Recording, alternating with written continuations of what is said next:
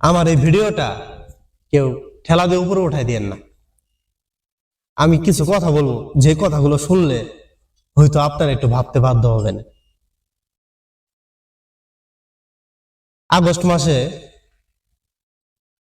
আমরা যখন এই দেশটাকে স্বাধীন করলাম স্বৈরাচারী হাত থেকে, তারপরে কিন্তু আমরা সেই সাবেক প্রধানমন্ত্রী তৈরিকৃত বিভিন্ন ভাস্কর্য, বঙ্গবন্ধু ছবি যুক্ত বিভিন্ন সম্পদ আমরা ভেঙে চড়ে তছনছ করে দিয়েছি, যেগুলো কিন্তু মূলত আমাদের দেশেরই ক্ষতি হয়েছে।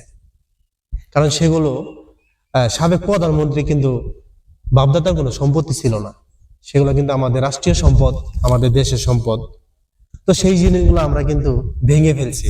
অথচ দেখেন, এই যে টাকার মধ্যে যে শেখ মুজিবের ছবি লাগানো, এই টাকাগুলাকে আমরা ফেলে দিছি বা আমরা টাকাগুলো পুড়িয়ে ফেলছিলাম, এই টাকাগুলো কিন্তু খুবই যত্ন সহকারে আমরা এখনো ব্যবহার করতেছি।